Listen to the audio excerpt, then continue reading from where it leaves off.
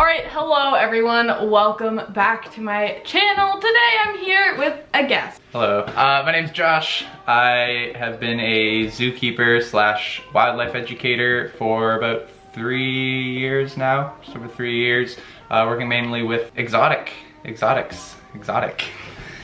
animals, mainly rescues. So I get to deal with a lot of the pet industry and I get to deal with a lot of the zoo industry. Best of both worlds. And what are we doing today, Emma? I don't know, these are just like things that bother us, I guess. I can't really negative. Yeah, no. I don't know how to make it not sound negative, because these are all negative things that we've, sort of written down here. I guess just pet peeves in just the animal pet keeping world in general. Common misconceptions as well, especially about exotics, less familiar animals. Just things that we see that we think are harmful to the community, harmful to animals, possibly. I'd say that's a pretty good description of pet peeves. There we go. Yeah. So do you wanna take your list out? Sure. So yeah, that's what we're gonna do. We're gonna talk. We're gonna complain.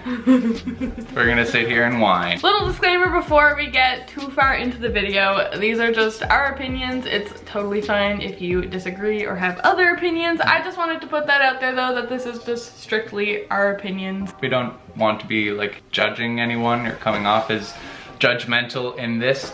For me at least, just more things that I wish there was more of a mainstream discussion around, I guess, even outside of the exotic pet keeping community. Anyway, yeah, the first one I have here is pretty straightforward, pretty simple. It's just essentially impulse pet buys. And I'm sure we've all been there where we've had an animal come into our lives, maybe more suddenly than others. Just like when people buy animals with no. Yeah, when it's like all you need is to see it and to have heard about it, and they just like jump to it. And the idea too that for something common that there's nothing more to learn. What, like dogs and cats? Yeah, like how everyone, or not everyone, but so many people keep domestic animals like dogs and cats, of course, and so because we see them so often, because they're so familiar to the average person, like how hard can it be? Yeah. Right? And I feel like that's a dangerous mentality for taking care of any animal, is how hard can it be? Yeah. And then also with back to the sort of common pets thing where people will think just because they know, you can go to the store and buy dog food, you can buy cat food. It's common sense that they need to have water, they go outside to go to the bathroom. Yeah, I guess a lot of people with dogs and cats don't always understand that you need to do more than just feed it. Exactly, and, these are the bare essentials. And I guess there's something to be said. I guess it's good that I can pretty confidently say all that is sort of common sense. But I think in general, and anytime I say people use that broad term, I don't want to sound like I'm saying like people. But I just mean too many people, I guess. Yeah. Too many people out there, more than I'd like to see, I guess, who just don't do any of that research at all and don't really maybe fully comprehend the extent of the responsibility they're taking on by taking in any new animal. Shouldn't be a decision made so lightly. Especially to things like reptiles that can need like UV lighting and certain supplements. Absolutely. Certain temperatures, or else they'll just not do too hot without those things. But that reminds me of a more specific, I guess, anecdote. I've had people come to me for advice. My bearded dragon's not eating, and when I start asking about the setup, I've had it happen many times where people just seem confused. And the most frustrating thing about all this is that it, for the most part, it takes literally one or two Google searches. Yeah. And I don't know if it's more an issue of laziness or just people don't know. It's just something that a lot of people don't think to do. Well, I say a lot of people too who don't really know to do research will like go to pet stores, buy their animal, like get all of their advice from like a pet store employee who maybe doesn't always know what they're talking about, and then they think that's like everything they need to know. And again, you can't blame people in situations like this, because how can you know that you don't know something, Yeah. right? Does that make sense? Which, again, brings me back to my point, is that you should just be doing research before taking home any new animal. Before you put another living being's life in your hands, you should be pretty confident that you know, that's not too much for you. And yeah, I just think there's a discussion that needs to be had, because some people, all it takes is that little reminder, oh yeah, of course, something I don't think everyone thinks of right off the bat. The next point we have written down is just like anthropomorphism, which if you don't know what that is, because a lot of people probably don't, it's basically just when you're projecting like human emotions onto animals that don't necessarily have those traits that humans do. I see it a lot with certain animals, especially like reptiles, where people will think things that aren't necessarily true. I see it a lot with people thinking that their reptiles are getting lonely and that they want a friend, when in reality most reptiles are solitary and they prefer to be alone, but people, you know, have those human emotions where if you were alone you'd probably want a friend. So they will sometimes go out and get their bearded dragon a friend, and then their bearded dragons will fight with each other because their bearded dragon never wanted a friend. Things like that, and people thinking that an animal is happy or sad just like based off appearance. You have things to say about that, I know that. The shape of its face. There's not many animals out there that, you know, use facial expressions to the extent that we do, and certainly not that we're able to easily read, especially when it comes to reptiles. Yeah. I know you've probably dealt with this a lot. Chameleons and a lot of lizards, beardies too, and a lot of like gamids do have that sort of typical lizard frowny face. I have seen people come to me assuming that these animals are upset or sad or lonely, or even straight up depressed because of the natural shape of their mouth and lips, which they have no control over. And one thing that's like super, well, not like super off topic, but just like one thing that I'm very passionate about. For any Canadian viewers out there, you may have seen the TELUS ad campaign that's been going on for the last, I don't know, 10, 15 years or whatever, where they use a lot of cute little animals in their campaigns, and I can't say I don't. Now, who doesn't love adorable little animals? You know, it usually brings a big smile to my face whenever I see one of these billboards or ads. But there's one in particular, the chameleon one, the TELUS chameleon, if you guys have not noticed, is actually smiling. And if you've spent any significant time around chameleons, it should terrify you, because it's really unsettling to look at. Maybe to someone who has never really, you know, spent a lot of time with chameleons, wouldn't notice anything off about it having a smile rather than a frown. To me, it looks unnatural and unsettling, for one, and for two, I just think chameleons are cute enough with that little frowny face. Like, I've always seen that little lizard frowny face I was talking about as just like this adorable, like it's never come across to me as sad in any way. No, they don't. Like a little dumpy at most, like just a little derpy, a little goofy looking, but it's never looked to me, at least, like a sad animal. And it's just upsetting to me that they didn't think that a chameleon in its natural state was adorable enough to sell cell phone service. That is my beef with TELUS. I see it a lot here on YouTube and stuff. People will often like ask me questions, like they think that their animal is lonely, or they think their animal likes this or this. I see it a lot, especially on a chameleon video I have just about chameleons as pets. I talk about how chameleons don't really enjoy handling, and a lot of people think they do, because they think if their animal is moving it means they're liking something, but usually that's not the case.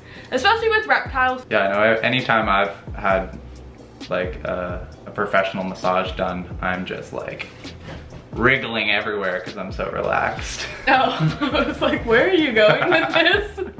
Yeah, movement definitely a sign of relaxation. But yeah, a lot of people will, you know, apply human emotions and characteristics onto animals, and not only reptiles, but they do it with animals like cats and dogs as well. Or even just are seemingly incapable of reading their own dog's body language, or will often misattribute pretty baseline dog and cat body language, and a lot of, I can't really think of any specific examples right now, but just like completely not knowing how to read their animals, or even worse is thinking that like somebody knows how to read their animals. That those like angry little chihuahuas are so cute, but they're really just super angry because they're like people are just getting in their personal space and not listening to their body language at all, and suddenly are super shocked when the little chihuahua bites them on the face. Yeah. Or even just the angry or mean versus scared. I'd be hard pressed to call any individual animal mean, but a lot of the times this aggression or defensiveness that can come out of certain animals a lot of the time is a result of fear. Yeah. Simple as that. So this one's coming from having worked with a lot of children and animals together. A lot of families do come and visit the zoo and the different events we do, the local outreach. And I, for one, have met far more adults afraid of oh, for sure. what have you, reptiles, snakes, lizards, far more adults than children. Particularly like big snakes. Yeah, big snakes are the big one, of course. Then kids who are scared of them. And I have met very few kids with a fear of snakes whose parents don't also have a fear of snakes. And when interacting with an entire family and an animal, it is kind of clear to me sometimes when that's the situation, when a child's fear or uncertainty of an animal comes directly from the parent. On a more positive note, I can always absolutely appreciate when a parent is obviously putting themselves in an uncomfortable position and remaining calm, either acknowledging to the child that they might be scared but there's nothing truly to be scared of, or sort of holding it in a little bit, putting on a bit of a facade for the sake of the kid. Especially at such a young age, your conceptions of these animals could shape your perspective of them for the rest of your life.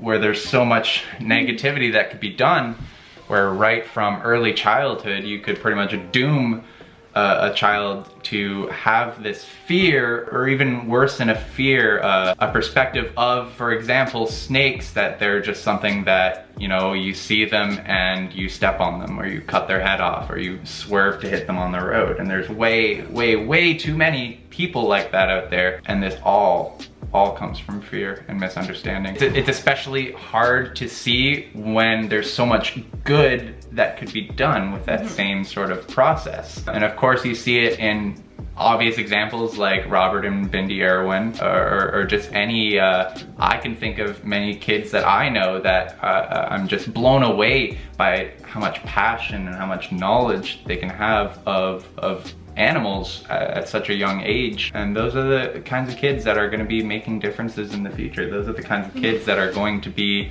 advocating for these animals, that are going to be treating these animals with the respect that they deserve, and just a little bit can go a long way. Yeah, I can always respect when a parent sort of puts their own fears and conceptions, sweeps them under the rug for the sake of their child being raised without this preconceived notion, that without this misinformation. Yeah, really. It's weird thinking, because when I was a kid, I was always like really into animals and stuff, and I'd like go out and find like garter snakes and stuff, but like I never had anyone in my life like telling me not to do that. Right. Like my parents and grandparents and whatever were always supportive of whatever I was doing as like a kid out in the yard. It's interesting to think how that would be different, like if I picked up a snake and then my parents were yelling at me like, no, put that down, like don't touch that, and stuff like that. Even just like, sorry to interrupt, weird to think just like how that could change. Yeah, even on such a like instinctual level, just loud noises and panic, like a kid falls in the playground and skins his knee a little bit. If you approach that situation with a kind of whoops, lighthearted approach, the kid isn't necessarily gonna cry. If you come to that kid panicking like, oh my god, are you okay? The kid's gonna feel the panic and might start crying, not from pain, but just from the panic of the situation. And something like that, like I said, especially in early childhood, can stick, can really stick. Well, because I've had it too, even like, you know, when I've been working with animals and people where a kid wants to touch the snake or something, but their parents like, no, no, no, don't touch that. Like, we don't want to get close to that. And then even if the kid wanted to, and it's like safe for them to do so because, you know, there's professionals there. Like, it's not like they're going up to a wild, ridiculous python. And it's especially sad to me to see that this kid already has a passion or an interest in these animals and it's being actively suppressed or held back. And I also can't help but take that a little bit personally. Like, what, you don't think I've let thousands of people, you know, interact with this animal in a safe, professional manner, that you think that this is just the one time that's all gonna go wrong? And I don't know, that's just me, just a little, that's not actually really how I feel about that, but it's sad to see. Getting your ego hurt? Getting my ego hurt, yes. Do you ever see in your comment sections or on your social media these kinds of things where people are sort of just projecting their fears in a way that is very hateful towards the animal? I definitely see it, not as often as some people probably would think, especially when I'm working with animals like snakes that a lot of people don't like. You know, some people are just like, burn it with fire and stuff like that, but it's really not that often. I would say the biggest one I've gotten like negative reactions over is literally my moth video. When I filmed the video. Moths are adorable, and anyone who disagrees. When I filmed a video I don't know what to tell about you. A moth. That video is like 2 years old and still to this day regularly gets so many comments of people telling me that they hate moths and that they would like kill it and like never let it near them or whatever, which, you know, I don't really care. People can comment what they want, but like I do see it for sure, but not as often as you'd think over like snakes and stuff. That's good.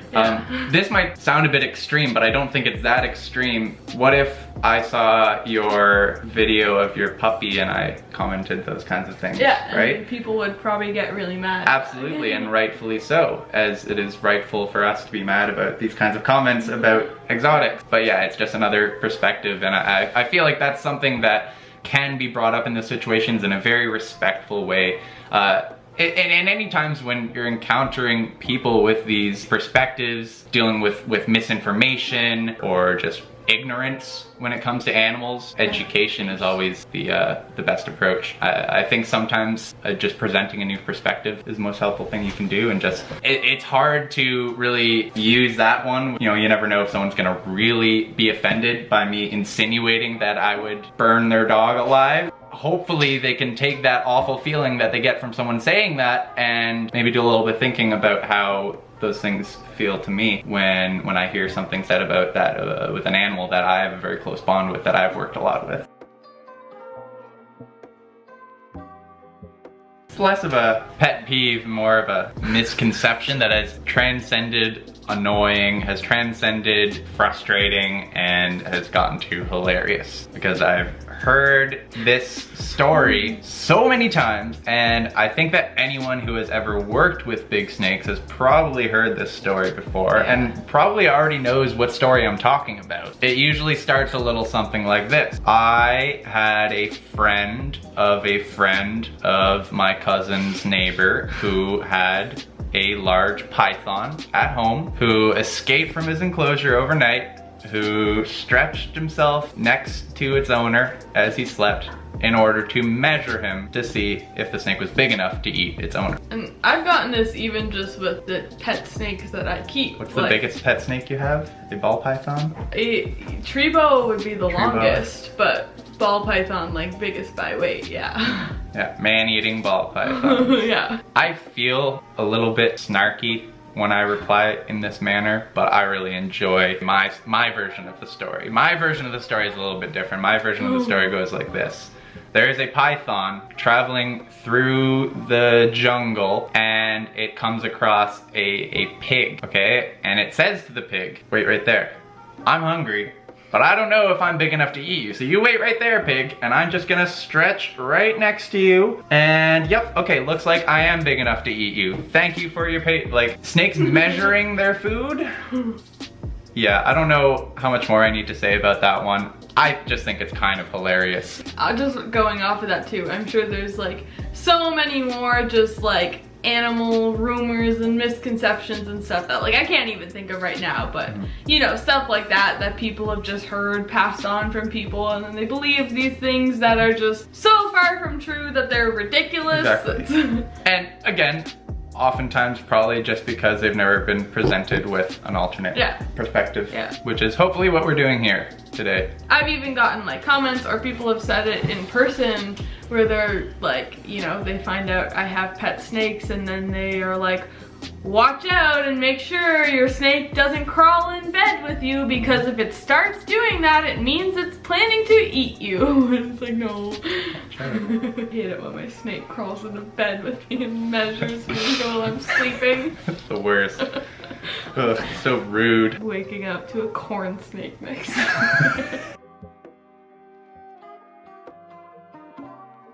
Last thing I sort of wanted to touch on is something that I feel very strongly about, something that I've sort of noticed over time the longer I've worked alongside animals and people, is the unfair bias that activists especially have towards fluffy, adorable animals. Anything that has fur, any mammal that is seen as classically cute deserves more protection than the slimy animals, the scary animals, the slithery animals, right? Again, I think this is largely a perspective thing where, because mammals are more familiar to us, not just because we ourselves are mammals, but because we see them more often in the pet trade, in our communities. An animal is an animal, and I still get people who will think I'm joking if I suggest that I think a snake is cute. My first point here is cuteness of an animal is entirely subjective, obviously, and anyone can have their opinion over which animals are cuter than others. In what world does that measure the value of a life? It's sad to me that as many frustrations as I have with the way that many of these protesters go about their activism, it's sad to me that there's not as many out there fighting for the little guy, you know? Yeah. So the last thing I wanted to talk about is basically just, I really don't like it when people like within the animal community, I'm sure this can apply to many other communities though, but when they just have like a superiority complex, or when people are really closed-minded, you know, when people aren't open or receptive to new or different opinions from their own, and they just kind of think that what they do is the best, and if you're not doing what they do, then it's wrong. I don't like that at all, and I don't like when people are like tearing other people down for things that they do, rather than helping and, you know, being friendly and nice and helpful and, you know, educating people rather than like attacking them for mistakes. Might seem like it's coming from a concern for the animals, but I think when you come at it from that angle, it's nothing more than an ego thing. It's nothing more than a look at me, look at how good my morals are. Because also I just think if you are concerned for animals, like yelling at people, making them feel stupid, anything like that doesn't help anyone. It's not helping the person, it's not helping the animals. Whereas if you're genuinely concerned for the animals and you're kind and helpful and like offer advice or something, so much better than just being angry. You'll get way further by not being an asshole. Good life advice. Assholes die young. You heard it here first. Is that everything? Is that everything we had to complain about? I am feeling fresh. I'm feeling like a weight is off my chest. Yeah. Because I've gotten to whine to all of your subscribers. Anyways, with all that said, I'm gonna go ahead and end the video here. Thank you guys so much for watching. If you enjoyed the video, don't forget to give it a big thumbs up, and don't forget to subscribe to my channel. Also be sure to check out all of my social media. That will all be linked in the description down below. Down below. That's where it'll be. Yeah, it's all down there. Don't look for it up there. No. Won't be there. No. No. Take care of yourselves. Take care of those close to you. Wash your hands. Yeah, anyways, I'm gonna end the video here. Thank you guys for watching, and I will see you all in my next video.